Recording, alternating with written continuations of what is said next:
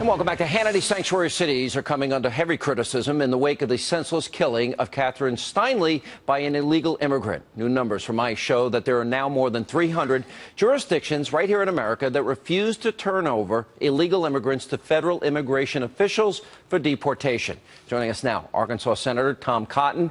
He has now introduced legislation that would block sanctuary cities from receiving federal law enforcement grants. Senator, tell us what you got proposed here.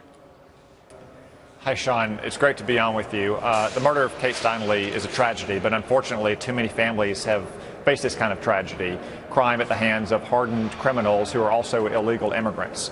And my legislation would say simply, if a city's politicians refuse to allow their law enforcement officials to cooperate with federal immigration authorities, then they should not receive federal law enforcement or immigration grants. Federal or taxpayers should not be subsidizing such lawless activities on the behalf of cities and states that puts public safety at risk.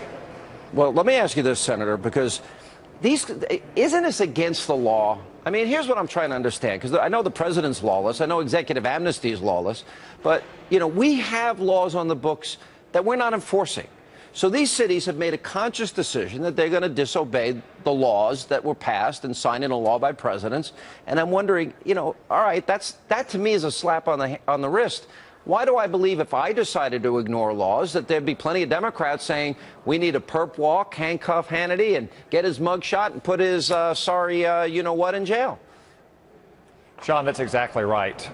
Cities and states are under obligations under federal law to work with federal officials. In fact, just a few years ago, when Arizona passed a law to try to help their local officials work with federal immigration authorities, the Obama administration fought it all the way to the Supreme Court, saying that states and cities don't have the ability to help federal officials. You would think that they would feel even more strongly about cities and states that actively try to thwart federal officials and keeping hardened criminals off of our streets and out of our country. All right. Do you have a lot of support for this bill, Senator?